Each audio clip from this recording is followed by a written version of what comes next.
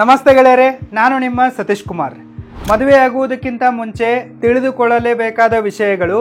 ಈ ವಿಡಿಯೋ ಸಿರೀಸ್ನ ಇವತ್ತಿನ ಭಾಗದಲ್ಲಿ ನಾವು toilets are not self cleaning ಎಂಬ ವಿಷಯವನ್ನು ತಿಳಿದುಕೊಳ್ಳೋಣ. ಗೆಳೆಯರೆ, ಮದುವೆಯಾಗುವುದಕ್ಕಿಂತ ಮುಂಚೆ ನೀವು ತಿಳಿದುಕೊಳ್ಳಲೇಬೇಕಾದ ವಿಷಯಗಳಲ್ಲಿರುವ ಮುಖ್ಯವಾದ ವಿಷಯ ಇದಾಗಿದೆ.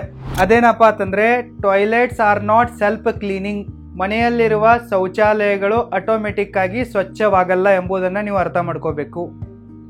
ಇದು ತುಂಬಾ ಡೆಪ್ತ್ ಆಗಿರುವ ಕಾನ್ಸೆಪ್ಟ್ ಆಗಿದೆ. ಅದಕ್ಕಾಗಿ ಕೇರ್ಫುಲ್ ಆಗಿ ಕೇಳಿ. ನೀವು ಮದುವೆಯಾಗುವುದಕ್ಕಿಂತ ಮುಂಚೆ ನಿಮ್ಮ ಮನೆಯಲ್ಲಿರುವ ಟಾಯ್ಲೆಟನ್ನು ಯಾರು ಕ್ಲೀನ್ ಮಾಡ್ತಾರೆ ಅಂತ ಯಾವತ್ತಾದರೂ ನೀವು ಯೋಚನೆ ಮಾಡಿದ್ದೀರಾ?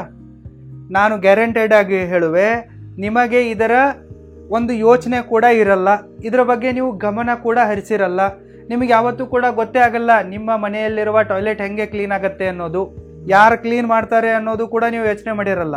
ಹುಡುಗಿಯರಿಗೆ ಸ್ವಲ್ಪ ಇದರ ಐಡಿಯಾ ಇರುತ್ತೆ, ಅಂದರೆ ನಿಮ್ಮ ಅಕ್ಕ ಇದ್ದರೆ ಅವರಿಗೆ ಇದರ ಐಡಿಯಾ ಇರುತ್ತೆ. ಬಟ್ ಚಿಕ್ಕವರಿಗೆ ಮತ್ತು ಹುಡುಗರಿಗಂತೂ ಆಲ್ಮೋಸ್ಟ್ ಆಲ್ ಇದರ ಪರಿಕಲ್ಪನೆ ಇರೋದೇ ಇಲ್ಲ. ಸೊ ಅವ್ರಿಗೆ ಗೊತ್ತೇ ಇರಲ್ಲ ನಮ್ಮ ಮನೆಯಲ್ಲಿರುವ ಟಾಯ್ಲೆಟು ಆಟೋಮೆಟಿಕ್ ಆಗಿ ಕ್ಲೀನ್ ಆಗಲ್ಲ ಎಂಬ ಸತ್ಯ ಅವ್ರಿಗೆ ಗೊತ್ತೇ ಇರಲ್ಲ. ಮನೆಯಲ್ಲಿರುವ ಯಾರಾದರೂ ಒಬ್ಬರು ಸದಸ್ಯರು ಅದನ್ನು ಸೈಲೆಂಟಾಗಿ ಕ್ಲೀನ್ ಮಾಡ್ತಾನೆ ಇರ್ತಾರೆ. ಎಲ್ರಿಗೂ ಕೂಡ ಕಾಲೋನಿಯಲ್ಲವರಿಗೆಲ್ಲ ಹೇಳಿಬಿಟ್ಟು ನಾನಿವತ್ತು ಟಾಯ್ಲೆಟ್ ಕ್ಲೀನ್ ಮಾಡ್ತಾ ಇದ್ದೀನಿ ಅಂತೇಳಿ ಹಿಂಗೆ ಯಾರು ಬಡಾಯಿಗಳನ್ನು ಕೊಚ್ಕೊಂಡು ಅದನ್ನು ಕ್ಲೀನ್ ಮಾಡಲ್ಲ. ಮನೆಯಲ್ಲಿರುವ ಒಬ್ಬರು ಸದಸ್ಯರು ಅದನ್ನು ರೆಗ್ಯುಲರ್ ಆಗಿ ಸೈಲೆಂಟಾಗಿ ಇದು ನನ್ನ ಜವಾಬ್ದಾರಿ, ಇದು ನನ್ನ ಕರ್ತವ್ಯ ಅಂಥೇಳಿ ಕ್ಲೀನ್ ಮಾಡ್ತಾ ಇರ್ತಾರೆ. ಸ್ಪೆಷಲ್ ಆಗಿ ಹೇಳ್ಬೇಕಂತಂದರೆ ಮೆಜಾರಿಟಿ ಆಫ್ ದ ಕೇಸಸ್ಗಳಲ್ಲಿ ನಿಮ್ಮ ಮನೆಯಲ್ಲಿರುವ ನಿಮ್ಮಮ್ಮ ಇಲ್ಲವೇ ನಿಮ್ಮಪ್ಪ ಇಲ್ಲವೇ ನಿಮ್ಮ ಮನೆಯಲ್ಲಿ ಮತ್ತೆ ಯಾರಾದರೂ ಮೆಂಬರ್ಸ್ಗಳಿದ್ರೆ ಯಾರಾದರೂ ಒಬ್ಬರು ಇದು ಜವಾಬ್ದಾರಿ ಅಂಥೇಳಿ ಮಾಡ್ತಾ ಇರ್ತಾರೆ. ಸೊ ಮದುವೆಗೂ ಮುಂಚೆ ನಿಮ್ಮ ಮನೆಯವರು ನಿಮ್ಮ ಮನೆಯಲ್ಲಿರುವ ಟಾಯ್ಲೆಟನ್ನು ಕ್ಲೀನ್ ಮಾಡ್ತಾ ಇರ್ತಾರೆ, ನೀವಂತೂ ಮಾಡಲ್ಲ. ಬಟ್ ಯಾವಾಗ ಸಡನ್ನಾಗಿ ನಿಮ್ಮ ಮದುವೆ ಆಗುತ್ತೋ ಆವಾಗ ಸಿಚುವೇಶನ್ ಚೇಂಜ್ ಆಗುತ್ತೆ. ಆವಾಗ ನಿಮ್ಮ ಮನೆಯವರು ನಿಮ್ಮ ಮನೆಯಲ್ಲಿನ ಟಾಯ್ಲೆಟನ್ನು ಕ್ಲೀನ್ ಮಾಡಲ್ಲ. ಸೊ ನಿಮ್ಮ ಮನೆಯಲ್ಲಿರುವ ಟಾಯ್ಲೆಟನ್ನು ಕ್ಲೀನ್ ಮಾಡುವ ಜವಾಬ್ದಾರಿ ಯಾರ ತಲೆ ಮೇಲೆ ಬೀಳುತ್ತೆ? ನಿಮ್ಮ ಮತ್ತು ನಿಮ್ಮ ಲೈಫ್ ಪಾರ್ಟ್ನರ್ನ ತಲೆ ಮೇಲೆ ಬೀಳುತ್ತೆ. ಆವಾಗ ಹುಡುಗರು ಹೆಂಗೆ ಎಕ್ಸ್ಪೆಕ್ಟ್ ಮಾಡ್ತಾರಪ್ಪ ಅಂತಂದರೆ, ಹೆಂಡತಿ ಟಾಯ್ಲೆಟ್ ಕ್ಲೀನ್ ಮಾಡ್ತಾಳೆ, ನನಗೇನು, ನಾನು ಯಾಕೆ ಮಾಡಬೇಕು? ಇನ್ನು ಹೆಂಡತಿಗೆ ಅಂದರೆ ಹುಡುಗಿಯರಿಗೆ ಏನು ಅನಿಸುತ್ತೆ, ಗಂಡ ಮಾಡ್ತಾನಲ್ಲ, ನಾನೆಲ್ಲ ಮಿಕ್ಕಿದ ಕೆಲಸ ಮಾಡ್ತಾ ಇದ್ದೀನಿ ಅಂತಂದರೆ ಅದು ಅವನ ಕೆಲಸ, ಅದು ಅವನು ಮಾಡ್ತಾನಲ್ಲ. ಸೊ ಹಿಂಗೆ ಅನಿಸುತ್ತೆ. ಸೊ ಇಲ್ಲೇನು ಕ್ರಿಯೇಟ್ ಆಗುತ್ತೆ? ಕಾನ್ಫ್ಲಿಕ್ಟ್ ಕ್ರಿಯೇಟ್ ಆಗುತ್ತೆ. ಮನೆಯಲ್ಲಿರುವ ಟಾಯ್ಲೆಟ್ ಅಂತೂ ಆಟೋಮೆಟಿಕ್ ಆಗಿ ಕ್ಲೀನ್ ಆಗಲ್ಲ. ಇಬ್ಬರಲ್ಲಿ ಒಬ್ಬರು ಅದನ್ನು ಕ್ಲೀನ್ ಮಾಡಲೇಬೇಕು, ಅಂದಾಗಲೇ ಅದು ಕ್ಲೀನ್ ಆಗುತ್ತೆ. ಕ್ಲೀನ್ ಮಾಡದೇ ಇದ್ದರೆ ಮನೆಯೆಲ್ಲ ನಾತ ಹೊಡಿಯೋಕ್ಕೆ ಸ್ಟಾರ್ಟ್ ಆಗುತ್ತೆ. ಅಕ್ಕಪಕ್ಕದ ಮನೆಯವರು ಕೂಡ ನಿಮಗೆ ಉಗಿಯೋಕ್ಕೆ ಸ್ಟಾರ್ಟ್ ಮಾಡ್ತಾರೆ. ನಿಮ್ಮ ಮನೆಗೆ ಯಾರಾದರೂ ಗೆಸ್ಟ್ಗಳು ಬಂದರೆ ಅವ್ರು ಏನಾದರೂ ಟಾಯ್ಲೆಟ್ ಯೂಸ್ ಮಾಡೋಕ್ಕೆ ಹೋದರೆ, ವಾಶ್ರೂಮ್ ಯೂಸ್ ಮಾಡೋಕ್ಕೆ ಹೋದರೆ ಅವರು ಕೂಡ ನಿಮಗೆ ಉಗಿತಾರೆ, ಹೌದೋ ಅಥವಾ ಇಲ್ವೋ? ಸೊ ನೀವು ಇದನ್ನು ಅರ್ಥ ಮಾಡ್ಕೋಬೇಕು.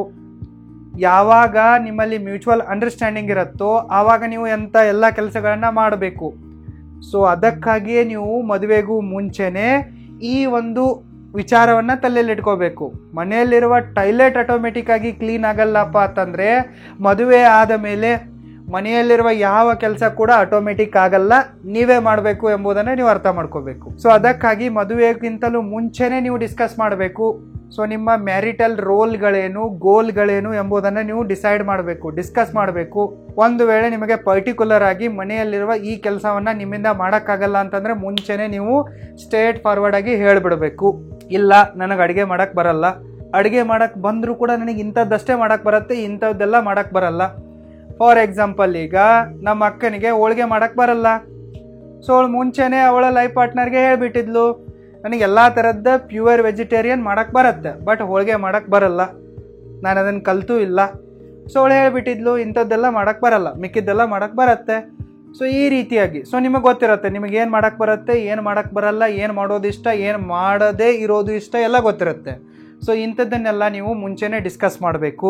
ಮದುವೆ ಆಗುವುದಕ್ಕಿಂತ ಮುಂಚೆ ಮತ್ತು ಮದುವೆ ಆಗುತ್ತಿದ್ದಂತೆಯೇ ನೀವು ನಿಮ್ಮ ಮ್ಯಾರಿಟಲ್ ರೋಲ್ಸ್ಗಳನ್ನು ಮತ್ತು ಗೋಲ್ಸ್ಗಳನ್ನು ಏನಿದೆ, ಮದುವೆ ಆದ ತಕ್ಷಣ ನನ್ನ ಕೆಲಸಗಳೇನು, ನಾನೇನೇನು ಮಾಡಬೇಕು, ಇದರಲ್ಲಿ ಏನೇನೆಲ್ಲ ಇನ್ಕ್ಲೂಡ್ ಆಗುತ್ತಪ್ಪ ಅಂತಂದರೆ, ಬೆಳಿಗ್ಗೆ ಬೇಗನೆ ಎದ್ದೇಳೋದ್ರಿಂದ ಹಿಡಿದು ಎದ್ದ ತಕ್ಷಣ ಮನೆಯಲ್ಲಿರುವ ಕಸವನ್ನು ಗುಡಿಸೋದ್ರಿಂದ ಹಿಡಿದು ರಾತ್ರಿ ಊಟ ಮಾಡಿ ಬೆಡ್ರೂಮಲ್ಲಿ ಹೋಗಿ ಮಲಗೋ ತನಕ ಕೂಡ ಎಲ್ಲ ಕೆಲಸಗಳು ಇನ್ಕ್ಲೂಡ್ ಆಗ್ತವೆ. ಸೊ ಇದು ನಿಮ್ಮ ಮ್ಯಾರಿಟಲ್ ರೋಲ್ಸ್ಗಳಾಗಿವೆ. ಕೆಲಸ ಮಾಡದೆ ಅಂತೂ ಮನೆ ಮುಂದೆ ಹೋಗಲ್ಲ, ಗಂಡ ಹೊರಗಡೆ ಹೋಗಿ ದುಡಿಲೇಬೇಕು, ಹೆಂಡತಿ ಮನೆ ಕೆಲಸಗಳನ್ನ ಮಾಡಲೇಬೇಕು. ಈಗ ಹೆಣ್ಮಕ್ಕಳು ಬರೀ ಹೋಮ್ ಮೇಕರ್ಸ್ಗಳಾಗಿ ಉಳಿದಿಲ್ಲ, ಹುಡುಗಿಯರು ಹುಡುಗರಿಗಿಂತಲೂ ಕೂಡ ಜಾಸ್ತಿ ಕಲಿತಾ ಇದ್ದಾರೆ, ದೊಡ್ಡ ದೊಡ್ಡ ಹುದ್ದೆಗಳಲ್ಲಿ ಹೋಗ್ತಾ ಇದ್ದಾರೆ. ಸೊ ಅವರಿಗೂ ಕೂಡ ಅವರದ್ದೇ ಆದಂಥ ಒಂದು ಕರಿಯರ್ ಇದೆ. ಮುಂಚೆ ಏನಾಗಿತ್ತು, ಬರೀ ಹುಡುಗರದ್ದು ಮಾತ್ರ ಕರಿಯರ್ ಇರ್ತಾ ಇತ್ತು, ಹುಡುಗರದ್ದು ಮಾತ್ರ ಪ್ರೊಫೆಷನ್ ಇರ್ತಾ ಇತ್ತು. ಗಂಡ್ಮಕ್ಳು ಕೆಲಸಕ್ಕೆ ಹೋಗ್ತಾ ಇದ್ರು, ಹೆಣ್ಮಕ್ಳು ಆರಾಮಾಗಿ ಅಂದರೆ ಆರಾಮಿಲ್ಲ, ಮನೆಯಲ್ಲಿ ಸಿಕ್ಕಾಪಟ್ಟೆ ಕೆಲಸ ಇರುತ್ತೆ. ಗಂಡ್ಮಕ್ಳಿಗಿಂತ ಜಾಸ್ತಿ ಟೆನ್ಷನು ಹೆಣ್ಮಕ್ಳಿಗೇನೆ ಆಗುತ್ತೆ. ಬಟ್ ಮನೆಯ ಒಳಗಡೆ ಇರುವ ಕೆಲಸಗಳನ್ನ ನೋಡ್ಕೊಂಡ್ಬಿಟ್ಟು ಮನೆಯನ್ನು ಸಂಭಾಳಿಸಿದ್ರೆ ಸಾಕು ಅನ್ನೋ ಸಿಚುವೇಶನ್ ಇತ್ತು. ಬಟ್ ಈಗ ಜಮಾನ ಬದಲಾಗಿದೆ, ಅಪ್ಡೇಟೆಡ್ ಆಗಿದೆ. ಸೊ ಈಗ ಗಂಡ ಮತ್ತು ಹೆಂಡತಿ ಇಬ್ಬರು ಕೂಡ ಕೆಲಸ ಮಾಡಬೇಕಾಗತ್ತೆ.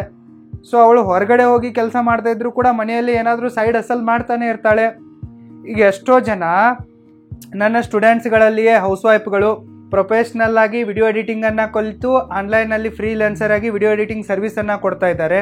ಇನ್ನು ಕೆಲವೊಂದಿಷ್ಟು ಜನ ಯೂಟ್ಯೂಬ್ ಕ್ರಿಯೇಟರ್ ಕೋರ್ಸಿಗೆ ಜಾಯಿನ್ ಆಗಿಬಿಟ್ಟು ತಮ್ಮದೇ ಆದಂಥ ಒಂದು ಯೂಟ್ಯೂಬ್ ಚಾನಲನ್ನು ನಡೆಸ್ತಾ ಇದ್ದಾರೆ. ಮೊಬೈಲಲ್ಲಿ ವಿಡಿಯೋ ಎಡಿಟಿಂಗನ್ನು ಕಲ್ತ್ಬಿಟ್ಟು ಏನಾದರೂ ಒಂದು ಕ್ರಿಯೇಟಿವಿಟಿಯನ್ನು ಮಾಡ್ತಾ ಇದ್ದಾರೆ. ಇನ್ಸ್ಟಾಗ್ರಾಮ್ ಪೇಜ್ಗಳನ್ನು ರನ್ ಮಾಡ್ತಾ ಇದ್ದಾರೆ. ಆನ್ಲೈನಲ್ಲಿ ತಮಗೆ ಗೊತ್ತಿರುವ ನಾಲೆಜನ್ನು ಜಗತ್ತಿನೊಂದಿಗೆ ಶೇರ್ ಮಾಡ್ತಾ ಇದ್ದಾರೆ. ಈ ರೀತಿ ಏನಿಲ್ಲ ಏನು ಒಂದು ಸೈಡ್ ಹಸಲ್ ಮಾಡ್ತಾ ಇದ್ದಾರೆ. ಕೆಲವೊಂದಿಷ್ಟು ಜನ ಹೊರಗಡೆ ಹೋಗಿ ಕೆಲಸ ಮಾಡ್ತಾ ಇದ್ದಾರೆ. ಇನ್ನು ಯಾರಿಗೆ ಹೊರಗಡೆ ಹೋಗಿ ಕೆಲಸ ಮಾಡೋಕೆ ಇಷ್ಟ ಇಲ್ವೋ ಅವರು ಮನೆಯಲ್ಲಿ ಕುಂತ್ಕೊಂಡು ಹಸಲ್ ಮಾಡ್ತಾ ಇದ್ದಾರೆ, ಸ್ಟ್ರಗಲ್ ಮಾಡ್ತಾ ಇದ್ದಾರೆ, ದುಡ್ಡು ಗಳಿಸ್ತಾ ಇದ್ದಾರೆ. ಸೊ ಈ ರೀತಿಯಾದ ಜಮಾನ ಬಂದಿದೆ. ಸೊ ಅವರು ಕೂಡ ಹೆಣ್ಮಕ್ಳು ಆ ರೀತಿ ಮಾಡ್ತಾ ಇರ್ತಾರೆ. ಸೊ ಆವಾಗ ಏನಾಗುತ್ತೆ, ಕಾನ್ಫ್ಲಿಕ್ಟ್ ಕ್ರಿಯೇಟ್ ಆಗುತ್ತೆ. ಸೊ ನೀನು ಯಾಕೆ ಇದನ್ನು ಮಾಡ್ತಾ ಇದೀಯಾ, ನಾನು ಯಾಕೆ ಇದನ್ನು ಮಾಡಲಿ, ನೀನು ಅದನ್ನು ಮಾಡು, ಇದು ನಾನು ಇದನ್ನು ಮಾಡ್ತೀನಿ, ಇದು ನಂದು ಕೆಲಸ, ಇದು ನಿಂದು ಕೆಲಸ, ಹಿಂಗಂದ್ರೆ ಕೆಲಸ ಆಗಲ್ಲ. ಹಿಂಗಂದ್ರೆ ನೀವು ಜಗಳಾಡ್ಕೊಂಡು ಸಾಯ್ತೀರಾ.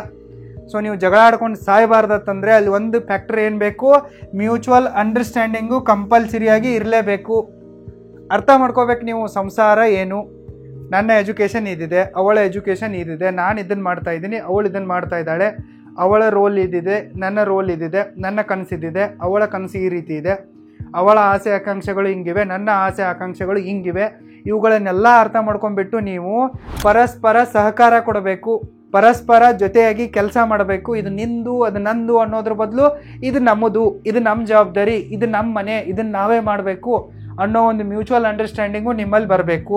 ನಾನು ಹೇಳಿದ್ನಲ್ಲ, ಹೆಣ್ಮಕ್ಳಿಗ ಕರಿಯರ್ ಇದೆ, ಅವ್ರದ್ದು ಕರಿಯರ್ ಇದೆ. ಸೊ ನೀವು ಯಾವಾಗ ಅವರ ಕರಿಯರ್ಗೆ ರೆಸ್ಪೆಕ್ಟನ್ನು ಕೊಡಲ್ವೋ, ನೀನು ಮನೆಯಲ್ಲೇ ಬಿದ್ದಿರು, ಮನೆಯಲ್ಲಿ ಇದ್ಕೊಂಡು ಇದನ್ನು ಮಾಡೋಕ್ಕೆ ಆಡಿ ಇಂಥದ್ದು ಮಾಡೋಕ್ಕೆ ಸ್ಟಾರ್ಟ್ ಮಾಡಿದರೆ, ಇಲ್ಲ ನೀವು ಹೆಣ್ಮಕ್ಕಳಾಗಿ ನಿಮ್ಮ ಗಂಡನ ಜಾಬನ್ನು ಕೀಳಾಗಿ ನೋಡೋಕ್ಕೆ ಸ್ಟಾರ್ಟ್ ಮಾಡಿದರೆ, ಅದೇನು ಕೆಲಸ ಅಂದ್ಬಿಟ್ಟು ಅದನ್ನು ಮಾಡು ಇದನ್ನು ಮಾಡು, ಅವನ ಫ್ಯಾಷನಲ್ಲಿ ಅಡ್ಡ ಬರೋದು, ಇಲ್ಲ ಆತ ಏನಾದರೂ ಬಿಸ್ನೆಸ್ ಮಾಡ್ತೀನಿ ಅಂತಂದಾಗ ಅವನ ಹೆದರಿಸಿ ಕಾಲಿಗೆ ಗಂಟಾಕಿ ಮನೆಯಲ್ಲಿ ತಳ್ಳಕ್ಕೆ ಅಲ್ಲೇ ಹಿಡಿದು ಕುಣ್ಸೋಕ್ಕೆ ಟ್ರೈ ಮಾಡೋದು, ಈ ರೀತಿ ಮಾಡೋಕ್ಕೆ ಸ್ಟಾರ್ಟ್ ಮಾಡಿದರೆ ಈ ಕರಿಯರ್ ಕಾನ್ಫ್ಲಿಕ್ಟ್ನಿಂದಾಗಿಯೇ ಸಿಕ್ಕಾಪಟ್ಟೆ ಡೈವರ್ಸ್ಗಳಾಗ್ತಾ ಇವೆ. IT ಜಾಬಲ್ಲಿರೋರು, ಡಾಕ್ಟರ್ಸ್ಗಳು, CAಗಳು, ಇಂಜಿನಿಯರ್ಸ್ಗಳು, ನಾನು ಸಿಕ್ಕಾಪಟ್ಟೆ ಜನರನ್ನ ನೋಡ್ತಾ ಇರ್ತೀನಿ. ಅವ್ರು ಎಷ್ಟು ಹೈಲಿ ಎಜುಕೇಟೆಡ್ ಆಗಿರ್ತಾರೋ, ಎಷ್ಟು ಅವರ ಪ್ಯಾಕೇಜ್ ಜಾಸ್ತಿ ಇರುತ್ತೋ ಅಷ್ಟು ಬೇಗನೆ ಅವ್ರಿಗೆ ಡೈವರ್ಸ್ ಆಗುತ್ತೆ. ಕಾರಣ ಒಂದೇ ಇದೆ, ಅವರು ಇಲ್ಲಿ ಮ್ಯೂಚುವಲ್ ಅಂಡರ್ಸ್ಟ್ಯಾಂಡಿಂಗನ್ನು ಮಾಡ್ಕೊತಾ ಇಲ್ಲ. ನಾನು ಯಾಕೆ ಮಾಡಲಿ, ನಾನು ಯಾಕೆ ಟಾಯ್ಲೆಟ್ ಕ್ಲೀನ್ ಮಾಡಲಿ ಅನ್ನೋದು ಹೆಂಗೆ ಒಂದು ಬರ್ತಾ ಇರುತ್ತಲ್ಲ ಒಳಗಡೆ, ಹಾಗೆ ಅವರಿಗೆ ಪ್ರತಿಯೊಂದು ಕೆಲಸದಲ್ಲಿ ಬರ್ತಾ ಇರುತ್ತೆ. ಸೊ ಅದಕ್ಕಾಗಿ ನೀವು ಟಾಯ್ಲೆಟನ್ನು ಯಾರು ಕ್ಲೀನ್ ಮಾಡ್ತಾರೆ ಎಂಬ ಪ್ರಶ್ನೆಯನ್ನು ಇಟ್ಕೊಂಡೇ ನಿಮ್ಮ ಫ್ರೀ ಮ್ಯಾರಿಟಲ್ ಮದುವೆ ಆಗೋದಕ್ಕಿಂತ ಮುಂಚೆ ನೀವು ಮೀಟಿಂಗಲ್ಲಿ ಕೇಳಬೇಕು, ಮಾತಾಡಬೇಕು, ಡಿಸ್ಕಸ್ ಮಾಡಬೇಕು. ಸೊ ಮದುವೆ ಆದ ನಂತರ ನೀವು ಟಾಯ್ಲೆಟ್ ಕ್ಲೀನ್ ಮಾಡೋಕ್ಕೆ ರೆಡಿ ಇದ್ದೀರಾ ಅಂತೇಳಿ ನಿಮ್ಮ ಲೈಫ್ ಪಾರ್ಟ್ನರ್ಗೆ ನೀವು ಕೇಳಿ. ಸೊ ಆವಾಗ ಅವರು ಕೋಪಿಸಿಕೊಳ್ಳದೆ ಹ್ಞೂ ಅಂತಂದರೆ, ಇಲ್ಲ ಏನಾದರೂ ಒಂದು ಗುಡ್ ರಿಯಾಕ್ಷನ್ ಕೊಟ್ಟರೆ ಅರ್ಥ ಮಾಡ್ಕೋಬೇಕು, ಈ ಪ್ರಾಣಿ ನನ್ನೊಂದಿಗೆ ಸ್ವಲ್ಪ ಹೊಂದಾಣಿಕೆ ಮಾಡ್ಕೋಬೋದು ಅಂತೇಳಿ. ಇಲ್ಲ ನಾನ್ಯಾಕೆ ಮಾಡಲಿ, ಅದು ಹೆಂತಿದೆ ಕೆಲಸ ಅಂತಂದರೆ, ಇಲ್ಲ ಇದು ಗಂಡಂದೇ ಕೆಲಸ ನೀನೇ ಮಾಡಬೇಕಂತಂದರೆ ದಿಸ್ ಈಸ್ ರಾಂಗ್. ಸೊ ಇದನ್ನು ಅರ್ಥ ಮಾಡಿಕೊಳ್ಳೋದಕ್ಕಾಗಿಯೇ ನೀವು ಮದುವೆಗಿಂತಲೂ ಮುಂಚೆ ಮೀಟಿಂಗ್ ಮಾಡಬೇಕು. ನಾನು ಫಸ್ಟ್ ವಿಡಿಯೋದಲ್ಲೇ ಹೇಳಿದ್ದೆ ಮೀಟಿಂಗ್ನ ಇಂಪಾರ್ಟೆನ್ಸ್ ಏನು ಎಂಬುದನ್ನು. ಸೊ ನೀವು ಹೊರಗಡೆ ಎಲ್ಲಿಯೂ ಜಾಬ್ ಮಾಡ್ತಾ ಇಲ್ಲ ಅಂತಂದರೆ ನೀವು ಮನೆಯಲ್ಲೇ ಸೈಡ್ ಅರ್ನಿಂಗನ್ನು ಮಾಡಬೇಕು. ನಾನು ಹೇಳಿದ್ನಲ್ಲ, ಯೂಟ್ಯೂಬ್ ಕ್ರಿಯೇಷನ್ ಆಗಿರ್ಬೋದು, ಇನ್ಸ್ಟಾಗ್ರಾಮ್ ಇನ್ಫ್ಲೂಯೆನ್ಸರ್ ಆಗಿರ್ಬೋದು, ವಿಡಿಯೋ ಎಡಿಟಿಂಗ್ ಸರ್ವಿಸ್ ಆಗಿರ್ಬೋದು. ಸೊ ಈ ರೀತಿ ನಿಮಗೆ ಯಾವುದು ಬರುತ್ತೋ ಅದನ್ನೆಲ್ಲ ನೀವು ಒಂದು ಪಾರ್ಟ್ ಟೈಮ್ ಅರ್ನಿಂಗಾಗಿ ಕನ್ವರ್ಟ್ ಮಾಡ್ಕೊಂಡ್ಬಿಟ್ಟು ನೀವು ನಿಮ್ಮ ಲೈಫ್ ಪಾರ್ಟ್ನರ್ಗೆ ಸಪೋರ್ಟ್ ಮಾಡಬೇಕು. ಮನೆಯಲ್ಲಿ ಟೈಮ್ ಉಳಿತಾ ಇದ್ದರೆ ಅದರ ಬಗ್ಗೆ ಕೂಡ ಯೋಚನೆ ಮಾಡಬೇಕು. ನೀವು ಆನ್ಲೈನ್ ಯೂಟ್ಯೂಬ್ ಕ್ರಿಯೇಟರ್ ಕೋರ್ಸಿಗೆ, ಪ್ರೊಫೆಷನಲ್ ವಿಡಿಯೋ ಎಡಿಟಿಂಗ್ ಕೋರ್ಸಿಗೆ, ಮೊಬೈಲ್ ವಿಡಿಯೋ ಎಡಿಟಿಂಗ್ ಕೋರ್ಸಿಗೆ ಜಾಯ್ನ್ ಆಗೋರಿದ್ದರೆ ಜಾಯ್ನ್ ಆಗ್ಬೋದು. ಅದಕ್ಕಾಗಿ www.roaringfilmschool.comಗೆ ವಿಸಿಟ್ ಮಾಡಿ. ಈಗ ಡಿಸ್ಕೌಂಟ್ ಆಫರ್ ನಡೀತಾ ಇದೆ. ಸೊ ಇದನ್ನು ನೀವು ಅರ್ಥ ಮಾಡ್ಕೋಬೇಕು. ಇದಾದ ನಂತರ ನಿಮ್ಮ ಮ್ಯಾರಿಟಲ್ ಗೋಲ್ಸ್ಗಳನ್ನು ಕೂಡ ನೀವು ಕ್ಲಿಯರ್ ಕಟ್ಟಾಗಿ ತಿಳ್ಕೋಬೇಕು, ಡಿಸ್ಕಷನ್ ಮಾಡಬೇಕು, ಡಿಸೈಡ್ ಮಾಡಬೇಕು. ನೀವು ಮದುವೆ ಆಗಿದ್ದೀರಾ ಅಂತಂದರೆ ಏನು ಪರ್ಪಸ್ಸು? ಬರೀ ಸೆಕ್ಸ್ ಮಾಡೋದು ಅಷ್ಟೇನಾ? ನಿಮ್ಮ ಮದುವೆಗಿರೋ ಒಂದು ವ್ಯಾಲ್ಯೂ ಇಷ್ಟೇನಾ? ಸೆಕ್ಸ್ ಮಾಡೋದು ಅಷ್ಟೇನಾ? ಇಲ್ಲ ಮಕ್ಕಳು ಮಾಡೋದು ಅಷ್ಟೇನಾ? ಇಲ್ಲ ಒಂದು ಮನೆ ತೊಗೊಂಡ್ಬಿಟ್ಟು ಒಂದು ಕಾರ್ ತೊಗೊಂಡ್ಬಿಟ್ಟು ಎಲ್ಲೋ ಒಂದು ಕಡೆ ಇರೋದು, ಸೊ ಮಕ್ಕಳು ಮಾಡೋದು, ಅವ್ರ ಮದುವೆ ಮಾಡೋದು, ಅದಾದ ನಂತರ ನೀವು ಸತ್ತೋಗ್ಬಿಡೋದು, ಇಷ್ಟೇನ ನಿಮ್ಮ ಮದುವೆಯ ಒಂದು ಗೋಲ್ ಬೇಕಲ್ಲ? ನೀವು ಮದುವೆ ಆಗಿದ್ದೀರಾ ಅಂತಂದರೆ ಒಂದೇನಾದರೂ ಪರ್ಪಸ್ ಇರಬೇಕು, ಗೋಲ್ ಇರಬೇಕು, ಒಂದು ಮಹತ್ವಾಕಾಂಕ್ಷೆ ಇರಬೇಕು. ಸೊ ಅದರ ಬಗ್ಗೆ ಕೂಡ ನೀವು ಥಿಂಕ್ ಮಾಡಬೇಕು, ಡಿಸ್ಕಸ್ ಮಾಡಬೇಕು. ಸೊ ನಾವು ನಮ್ಮ ಲೈಫಲ್ಲಿ ಇಷ್ಟು ಹಣ ಗಳಿಸೋಣ, ಇಂಥದ್ದು ಮನೆ ಇರಲಿ, ಇಂಥದ್ದು ಕಾರ್ ಇರಲಿ, ಇಷ್ಟು ನಮ್ಮಲ್ಲಿ ಸೇವಿಂಗ್ ಇರಲಿ, ನಮ್ಮ ಮಕ್ಕಳ ಭವಿಷ್ಯಕ್ಕಾಗಿ ಇಷ್ಟು ಮಾಡೋಣ, ಒಂದು 5 ವರ್ಷ 10 ವರ್ಷ ಚೆನ್ನಾಗಿ ದುಡಿಯೋಣ, ಹಾರ್ಡ್ ವರ್ಕ್ ಮಾಡೋಣ. ಅದಾದ ನಂತರ ರಿಟೈರ್ಮೆಂಟನ್ನು ತೆಗೆದುಕೊಂಡ್ಬಿಟ್ಟು ನಮ್ಮ ಲೈಫನ್ನು ಈ ರೀತಿ ಕಳೆಯೋಣ, ಇಲ್ಲಿ ಸುತ್ತಕ್ಕೆ ಹೋಗೋಣ, ಈ ಫ್ಯಾಷನನ್ನು ಫಾಲೋ ಮಾಡೋಣ. ಈ ರೀತಿಯಾದ ಏನಾದರೂ ಒಂದು ಗೋಲ್ಸ್ಗಳಿರಬೇಕು. ಸೊ ಅದನ್ನೆಲ್ಲವನ್ನು ನೀವು ಮ್ಯೂಚುವಲ್ ಅಂಡರ್ಸ್ಟ್ಯಾಂಡಿಂಗ್ನಲ್ಲಿ ಅರ್ಥ ಮಾಡ್ಕೋಬೇಕು, ಒಬ್ಬರಿಗೊಬ್ಬರು ಸಪೋರ್ಟ್ ಮಾಡಬೇಕು.